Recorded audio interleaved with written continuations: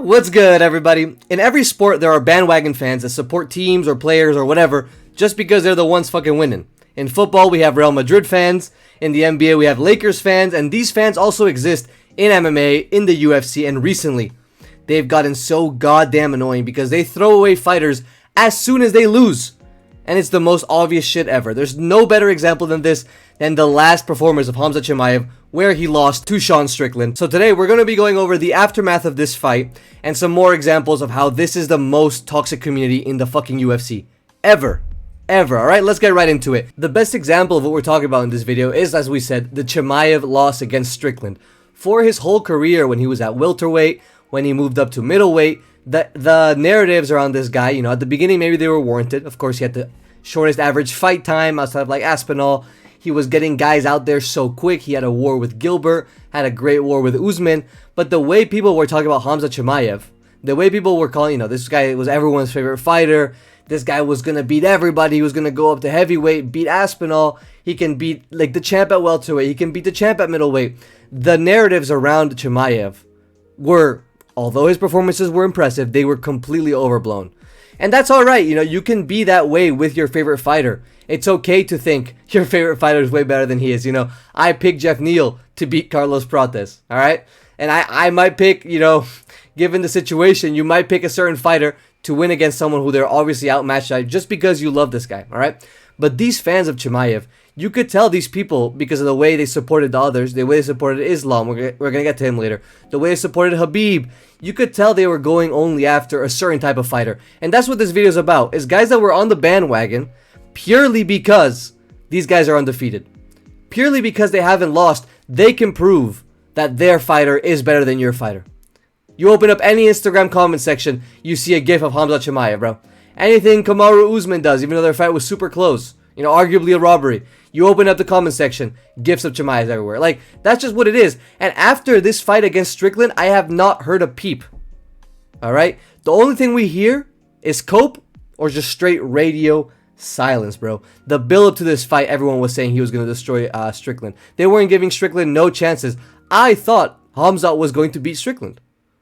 I thought Khamzat's style was a really bad matchup for Strickland. However, I also didn't think he was going to get fucking run through. I think I picked Chimaev to win by submission round 3. That's not a crazy pick.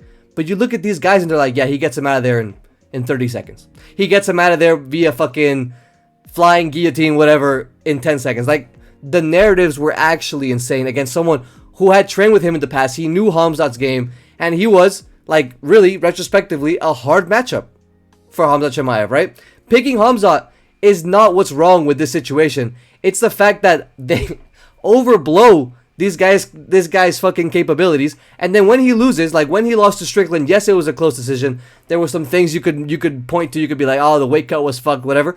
But he fucking lost the decision, fair and square, and now you hear nothing from Chimaev fans, bro. I don't think I've heard a single I kill everybody, whatever. I haven't seen a single Chimaev edit. I haven't seen nothing in no comment sections. Everyone is peeping, is quiet, terrified to their bones, just fucking terrified and horrified of getting done what they were doing their whole fucking lives to themselves. Like, if anyone posts Chimaev shit now, you can be sure that there's gonna be someone posting a fucking Strickland gif, right, in the comment section. That's what these fans are avoiding. Another perfect example of this, and maybe the worst example of all time, like the worst case of this of all time, is the Ankalaev Switchup. This was fucking crazy. Because yes, like, the narratives around this guy have never been as strong as the Khamzat one because he had that loss to Paul Craig. But even still, you guys remember the build-up to Pereira versus Ank?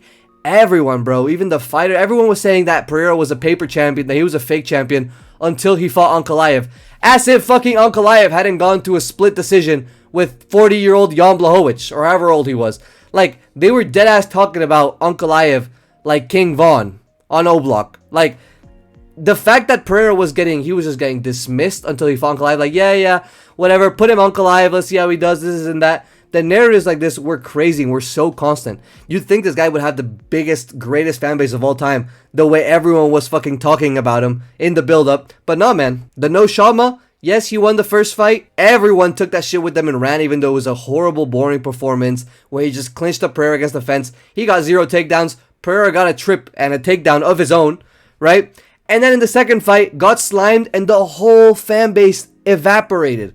Literally evaporated. It's the worst case of switch-ups I've ever seen. Have you spoken to an Ankalaev fan as of late? Do you even know an Ankalaev fan? Because everyone who was claiming, everyone was typing no trauma in the comments, posting Ankalaev gifts, whatever. They're all gone, bro. Gone. I haven't seen nothing. I haven't heard a peep. It's been crazy. It's been fucking crickets, alright? So this is probably the worst switch-up of all time. Definitely the worst switch-up in recent memory. Because literally, ask your local Ankalaev fan how they're doing. You're going to go up knocking on their door, they're not going to be there. Because there never were any Ankalaev fans. This is the big problem, alright? Another case of this, maybe not as crazy, is the Umar Switchup. Alright, so this is probably the fighter on here that has the smallest fan base, and I think it's because these same type of fighters are biased against smaller fighters. It's like if you have the Unga Bunga mentality to pick your favorite fighters based only on how much they've won or how much they've lost, then you're not gonna favor smaller fighters because you don't actually care, bro. You're gonna pick the biggest, baddest looking guy that's never lost because your brain has the capacity for just that. Like, you literally cannot think critically, cannot think rationally in order to pick a favorite fighter based on their backstory, their lore, their fighting style. You don't give a fuck how they win. You just care. They look scary and they win, and that's it. Unga bunga, bro. That's literally what it is. But still, leading up, just because of the Nurmagomedov name, leading up to this Merab fight, the fan base was completely the odds on this fight, they were closer than some of the other Nurmagomedov or Dagestani fighter matchups.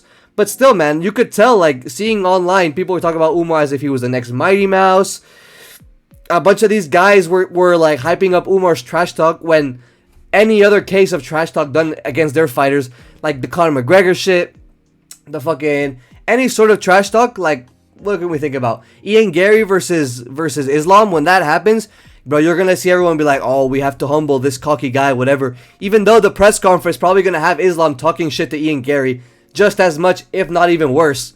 Ankalaev talking shit to Pereira. Pereira wasn't saying nothing, right? Umar talking shit to Merab. Everyone was talking shit. But the only people that get blamed for it by this community are the non-Dagestanis. Because the Dagestanis, they point up when they win, right? They shout out Allah when they win. Shout out. Be honest, alright? Merab versus Umar, Umar's now going on a super entertaining run, in my opinion. He got a win over Bautista. I think I'd pick him to win against most guys in the division, maybe except Petr Yan and Merab in a rematch. But even still, even if he's going on a run, he's looking good. He's really beating guys in their, he beat Figueiredo real bad. He's beating guys' ass real bad. You still haven't heard nothing from the fans. Because he lost, because that's what it is. He lost his own. He was 18-0, lost the fight. And you just don't have the same hype behind you anymore.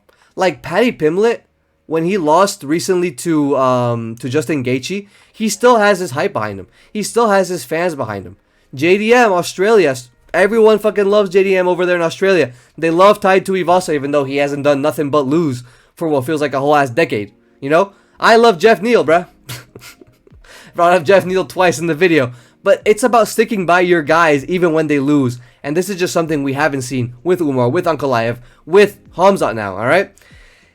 What I want to talk about now is probably the worst case scenario and what would be the worst showcase of this. God forbid Islam loses to Ian Gary and Ilya. God forbid, Islam and Gary have the best fight ever of all time. Undisputedly the best fight of all time. Super close fight. Both guys get dropped. Both guys put each other in close submission attempts, wrestling scrambles, beautiful striking exchanges. It could be the best fight ever. Gary wins a split decision. It's very close, but it's not a robbery. The backlash, the reaction we would get would be fucking crazy, bro. I personally believe Islam Makhachev is the god of the sport. And if you think he's not, he's definitely top 3, bro. He cannot be any lower than that. Islam is super good, and I fuck with Islam heavy. This has nothing to do with the fighters. Again, I do pick him to beat Ian Gary, but I'm picking Islam Makhachev to win, not because he's an undefeated Muslim with aura. This is what I'm talking about. This is the only talking point that these guys need to pick these fighters. I'm picking Islam because of the stylistic matchup, because of his wrestling, because of his striking, right? Because of his heart, his toughness, his chin. every time online you hear 2-3 years Dagestan, every gif of Islam or Khabib or whatever that you see posted under like comment sections with Ian Gary, with whatever former or future opponent of Islam, all that shit's gonna vanish overnight if Islam loses. Like, as soon as these guys lose their aura of invincibility, as soon as these guys lose a fight, the fan base crumbles. All they care about is supporting the fucking winner, bro. It's actually sick. And that's why this fan base will always stick behind Khabib. This is an unpatched, infinite Khabib glitch, bro. This community will never really disappear. They will never go away because they'll always have this fucking guy as their champion who left the sport undefeated, who beat a bunch of the top guys. It doesn't matter how much you mention the Gleison Tebow fight, how that was low-key a robbery. It doesn't matter if you tell him that he only low-key has 5 good wins in his whole MMA career. He's undefeated. He left as a champ. He submitted good guys. You know, he got a win over good guys. So that means he's basically better than everyone else. And he's the greatest fighter of all time. The more time passes, the higher fucking Khabib goes on the all-time GOAT list according to these people. Because all that matters in their book is that you didn't lose. This is really a problem, bro. We really gotta get...